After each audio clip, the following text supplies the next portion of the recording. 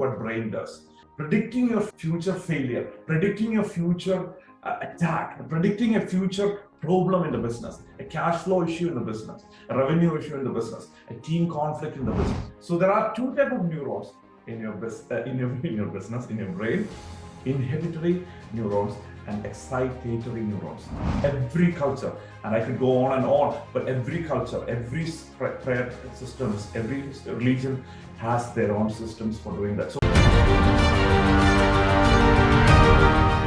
Mike Tyson is having the fight of his life. In a moment of being in a desperate situation, he bites off Holyfield's ear. This happened a few decades ago. What really happened? Why did Mike Tyson, who's one of the legend boxers in the world, bite off his opponent's ear? A part of his ear was bitten off and he spit that into a bag that he had.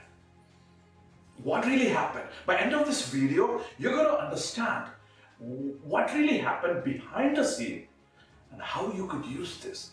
How you could use this idea to protect your business, protect your business from you doing something irrational at the time of desperation when you're going through a really difficult situation. Let's get started. It's called amygdala hijack. What is an amygdala hijack? Amygdala hijack is when a tiny part of your brain that is the size of an almond is taking over your brain. Imagine these hijackers in plane or in sometimes terrorists holding hostage. The same way, a tiny part of your brain is holding you hostage, holding your entire brain hostage and saying that, hey, you're going to do exactly what I ask you to do. It's a tiny part of your brain. So that is amygdala. So what is amygdala? Amygdala is, like I said, a tiny part of the brain. That is a fear center of your brain. Imagine around 200,000 years ago, most human type species did not have amygdala. So what would that mean? What it means is, I'll tell you exactly how to handle that in a second, but wait, I need to explain it so that you really understand what really happened behind the scene. So two people with no amygdala, they're walking across the street. Two people without amygdala, Jim and Jeff, they're walking by and they're going into a bush. All of a sudden, Jim is bitten by a snake and he's dead. And then Jeff, 2 hours later, walks into the same bush and gets killed by the snake. What an optimistic story.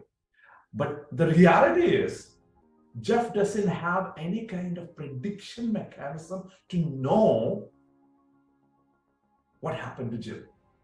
Because whatever happened, and then there is no future predictability. That's what amygdala does. And that's what, generally speaking, what brain does. Is predicting your future failure, predicting your future attack, predicting a future problem in the business, a cash flow issue in the business, a revenue issue in the business, a team conflict in the business. Do you see that? So what happens is this fancy predicting machine is limited to one part of your brain, which is amygdala, and that amygdala is taking over and over predicting a situation. That's what is happening. And people who went through really traumatic experiences in early childhood, they have an active amygdala. And there are numerous studies on this topic. So what does that mean? It means that they're ready to hijack most of the time. They're activated most of the time, right? This hijack happens rarely, but the amygdala is active all the time. So one other thing that I'm going to share with you today is to learn how to relax your amygdala, letting amygdala know that, hey, it's okay, I got it in control. Okay, so you got the idea. So this is exactly what happens when a person is jumping off the cliff. I mean, you might have heard one person driving so fast and driving to water. What happened? At that moment, the amygdala hijacked. And then the moment he is off the road or she is off the road or jumping from a bridge or something like that, the moment they are off that bridge or that road, they start regretting, because by the time the hijacking is over. That's why we should figure out a way, not just from that standpoint. In even business, we might do something that represents the destroying of our own business. That's what we want to avoid. Okay, so here is another example, right? Uncontrollably screaming at employees, irrationally firing employees, getting into irrational ego conflict with your partners, with your team members. Like, why did you do that to me? I mean, didn't you know that I'm the greatest CEO ever? Right? That kind of conversations. This all happens because your amygdala is overactive. Irrationally fighting with a team member or a family member. Like, when I'm not talking about like regular fight where you're like, I have a difference in opinion, baby. That's not the conversation that I'm talking about. I'm talking about when you get like so wild, you kind of forgot that what you're debating. You're like, I just need to win. Like, you started being activated. You're in a fighting mode. And let me explain why that happens specifically and what is the behind the scene of what happens inside your brain, and let's get to what you can do specifically to take care of this in your business. So there are two types of neurons in your business, in your brain: inhibitory neurons and excitatory neurons.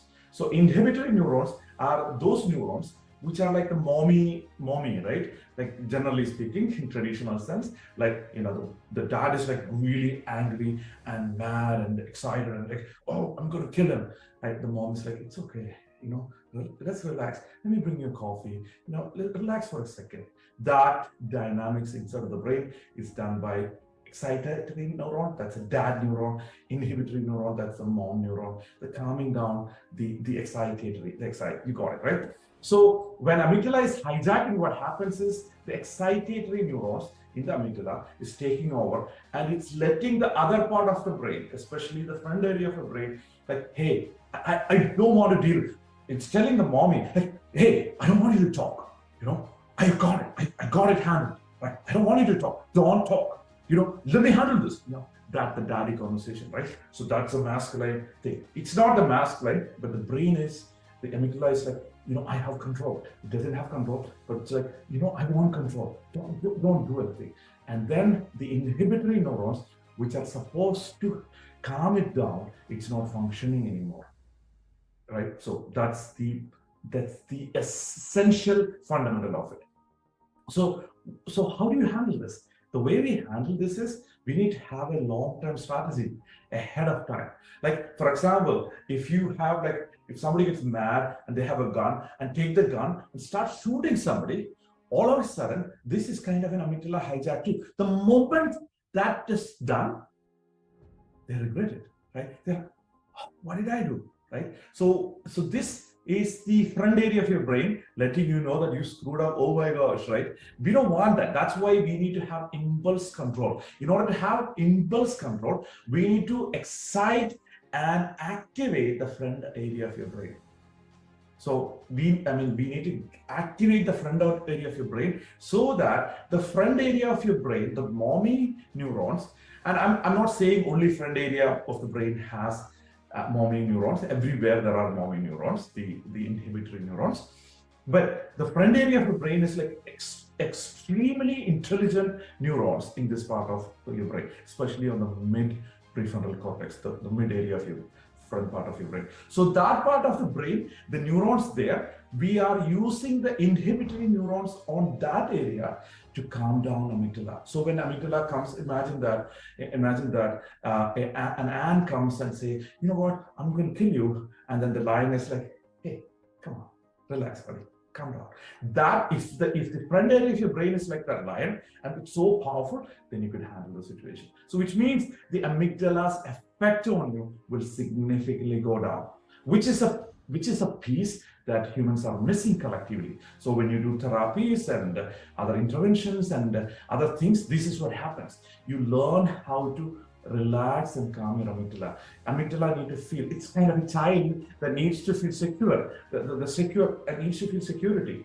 It needs to feel security. So that security is handled by activating the prefrontal cortex. So how do you activate the prefrontal cortex, right? That's a question. So the beautiful thing is, if you practice any kind of religion, every religious systems have some sort of practices That will help you. And then I'll give you context outside of the religion too. So if you are Hindu, there is something, if you come from a Hindu culture, then there is something called Gayatri Mantra. You can Google it. And if you are from a different tradition, you can explore that too. Gayatri Mantra has that rhythm. You should listen to it and pay attention to that. That will help you relax your amygdala and then get your front area of your brain activated. If you're coming from a Christian tradition, you could use rosary, right? Rosary has a structure of conversation, a structure of repetition that will help you to refocus and reevaluate and rethink about thinking and think about thinking a little bit. That will help you to organize. And if you're from Christian tradition, again, there's another concept called Gregorian Mass, Gregorian chant. And this is something that helped me a lot over the years. So you listen to Gregorian chant, probably in a Greek or a different language. Just Google it in YouTube, you'll see that. And you could use the Gregorian chant to calm yourself down. And because when you do that, what happens is your amygdala will calm down a little bit, and also you'll connect with your prefrontal cortex. You activate your prefrontal cortex by doing that. And then if you're practicing Islam, then the practice that you do with a physical movement and a prayer, the physicality of it will take away your mind from focusing on other things. And in addition to that, you are doing a prayer as you are doing your prayer ritual. That's going to help you. So every culture, and I could go on and on, but every culture, every prayer systems, every religion has their own systems for doing that. So if you practice religion, if you practice spirituality, you could use any of this from any culture and use it. Essentially, what all of this do is basically help you to think about thinking. It's impulse control, basically. This is impulse. When I say this is impulse, what I mean is amygdala is behind this area. It's around this area. So you are basically controlling the impulse of amygdala, the limbic system, the emotional part of your brain. How? By having those brain cells that has the capability to think about thinking. What are we other than the capability of thinking about thinking? What does that mean? It means that every species, like the geese cannot decide, you know what, the Canadian geese come to New York, sometimes to Florida, where I live in. They fly like thousands of miles to come to US from Canada. And no geese will be like, this summer I'm not migrating. This winter I'm not migrating. I don't feel like migrating. They cannot do that. Why? Because it's written in their script. Human is the only species that can actually use its intelligence and its consciousness to think about something and alter something else. And those kind of neurons, where are they? They are in the front area of your brain. So instead of living an impulse life, you can live a life of consciousness and build your wealth in the process. And now you're like, oh my gosh, how is this going to help my business? It's going to help your business by becoming a charismatic leader who's firm and friendly at the same time. If you look at the world, if you look at the best CEOs in the world, look at the best CEOs in the world, they are really, really firm, and they are really, really friendly at the same time. Firm from an emotional standpoint, they're really fit. They're really fit. They don't have like the crazy ups and downs emotions. And even if they do, they know how to manage it effectively, right? And then they are friendly at the same time. So it's not just arrogance, firm, it's charismatic firm. So they have a strong will, but you don't feel like they are arrogant people, right? So they are very firm and they're friendly at the same time. This is what is going to help you to become a profound CEO. So if you don't want to make a mistake of firing the wrong person or getting mad, excessively mad, or fighting and doing something crazy that could let you throw away the entire business, learn this thing. Practice meditation. Explore Transcendental Meditation. And if you look at Oprah Winfrey or Ellen DeGeneres, Jerry Seinfeld, they all practice Transcendental Meditation. So if you could, like a lot of Hollywood celebrities, Other than them, they also practice transcendental meditation. What is transcendental meditation? It's a meditation that started by Mahesh Yogi from India. So essentially, what it does is it gives you a mantra. So essentially, it gives you a mantra that will let you not focus on your thoughts. What are thoughts? Thoughts are the things that are activating this excitatory neurons. Excitatory neurons, basically, when they get activated, you have thoughts, right? So thought is an excitement of the, thought is it's a phenomenon from the chemical reaction of the neurons, right? So when that thought happens, when that thought is activated, then that thought can be controlled. The thought is an impulse, and that can be controlled only by the front area of your brain. And how do you do that? You do that again by figuring out a way to get out of thought. How do you get out of thought? And that's where transcendental meditation comes in. Transcendental meditation, essentially, you have a word that is meaningless. That is meaningless. That doesn't have a specific meaning. That doesn't trigger a meaning. And that will help you to get out of the flow of thought. So in Indian tradition, there is something called Ramayana, and it was written by Valmiki, like the person who wrote it. And then he was asked to go say Mara, there is a word. And then he sat down next to a tree and he started saying that mantra repeatedly, Mara, like for a long period until it became Ram, Ram.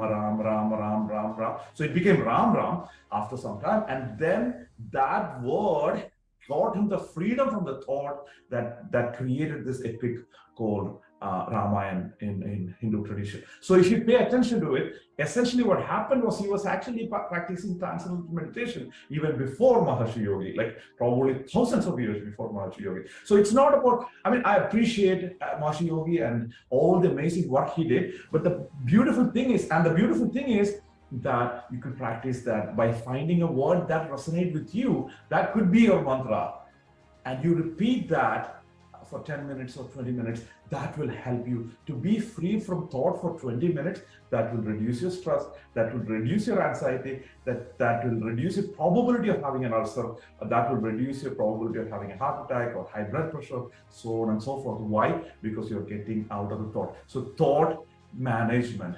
So this is what I call as mindlessness or mind-freeness meditation. I don't want to call it mindful because the idea is to be out of the mind.